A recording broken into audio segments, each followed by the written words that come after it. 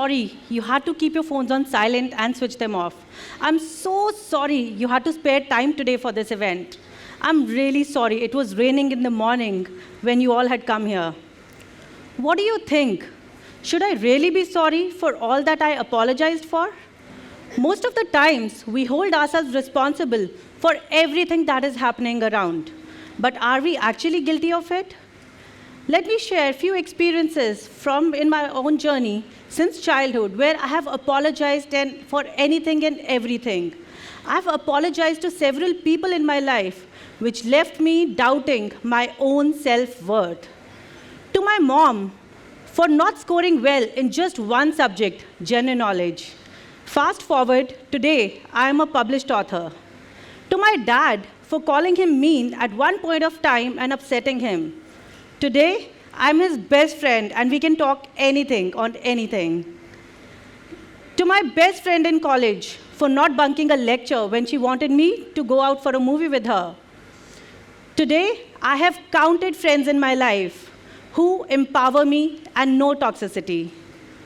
To my sister, for not ordering a pizza the way she wanted and ordering something different. Today, I know exactly how to express my needs. To my husband, for not being able to pack his meals the way he wanted for all these years.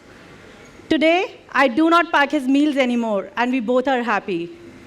To my in-laws, for wanting to express my own needs. Today, I am my own priority. To my kids, for not being a perfect mother. And today, I absolutely understand that perfection is just an illusion in the real world. I was so conscious about saying these two words, I am sorry, they became my go-to word to an extent that if my neighbor gets unwell, Manika would go and say, I am sorry. This happened for decades, till the moment I realized what I was apologizing for, not the mistakes I committed or not, but I was apologizing for my own entire existence. And then there came a point, like they say, everyone has a turning point in their life. One day, I was sitting on a chair in my late 30s, and I just realized I was soaking all the positivity from the Instagram, of course. And I came across an Insta post of a speaker who was Lisa Bell, and I know how it changed me inside. हर किसी की life में there's a turning point when something inside of you shifts and it changes your perspective totally. I read this quote, one thing you should never apologize for is me time. I repeat, one thing you should never apologize for is me time. I remember while sitting on the chair, a bit guilty of holding my teacup in my own room. Immediately I straightened my shoulders, held the cup with pride, and sipped that next sip with deserving feeling. I totally felt deserving of that tea in my own room. Things happened. From that day, I started owning my own time. And to add to that shift in my life, I came across another Instagram post, Mel Robbins. Only I know how much I look up to her. One habit of hers which really changed me as a person was the high five habit. From that day onwards, I started implying that habit in my own life. I'll show you how. So what she says, every morning we all go in front of the mirror, right? We go to the washroom and there's a mirror in front of us. So what I started doing every single day, I went in front of the mirror. I was like, hi Manika, how are you? Today is going to be a fabulous day. You are a wonderful person. I love you and I believe in you. This single habit, day by day, years by years, months by months, brought a wave of confidence and self-deserving imbibing in me. And I was a changed person. And like they say, when God showers his blessings, he showers on you. In Hindi, Bhagwan jab deta hai to chappad faad ke deta hai. I met my coach and she completely transformed me. That was the day I realized I need to change my life. What I was doing, I was not self-worthy, but now was the time. And one thing I really learned from her was it is absolutely okay if the other person is not okay with you. You heard it right. It's absolutely okay if the other person is not okay with you. I'll explain how. It sounds selfish, right? Simply because there's a key word here. Your intention is not to hurt or disrespect the other person, but your intention is for your goals, your purpose, your peace of mind, your mental health. Let me tell you, no one else is going to take responsibility of your peace of mind, your mental health. You are going to be sole responsible person for your state of mind. So this quote, it is okay if the other person is not okay with you, really stayed with me. We hear a word these days a lot of time in school, especially with students, peer pressure. Peer pressure, peer pressure, peer pressure. What does it mean?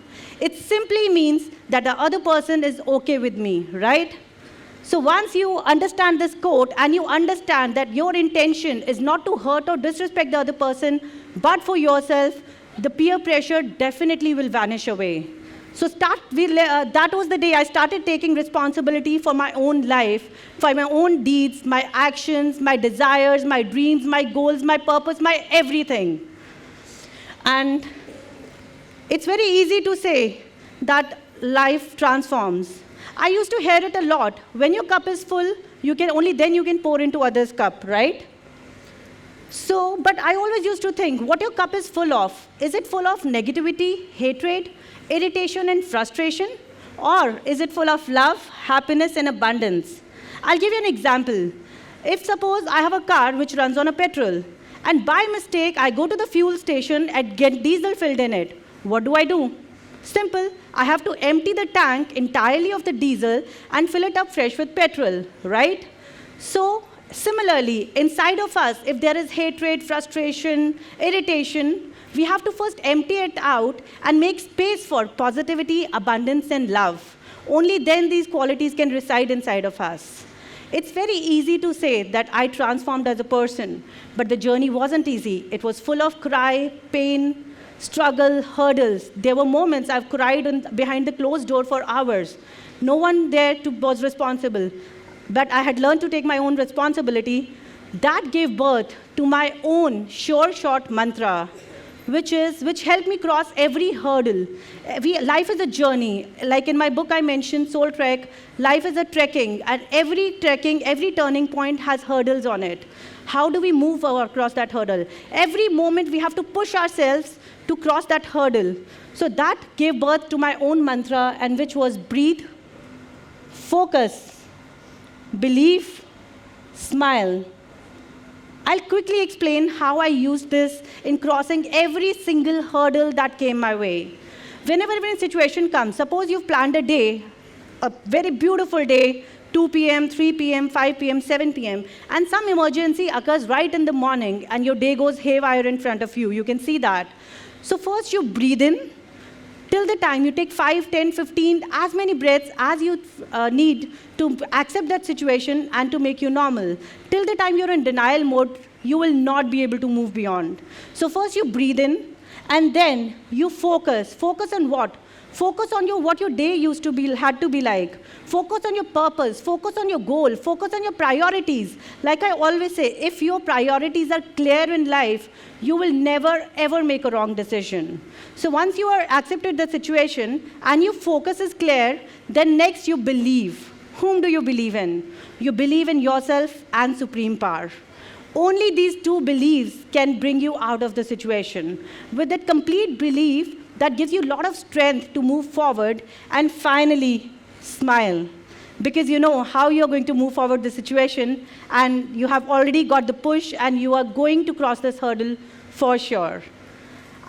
So in short, I would again say, once if you face a situation which is unfavorable or unwanted, just breathe in, bring your breath to normal, accept the situation, then you focus what your real goal is, your priorities, and then you believe in yourself and the supreme power, and finally smile and moves on.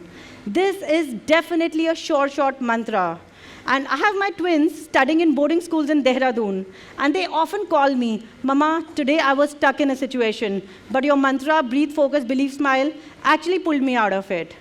In fact, this summer vacations, my kids were at home, so my son was sitting in my room with me, he's 13, and I, being a human, I got anxious on something.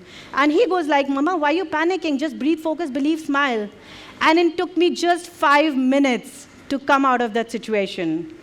It works, And lastly, I would just say, let's own our own lives. Let's take responsibility of our own life. No one is going to push us.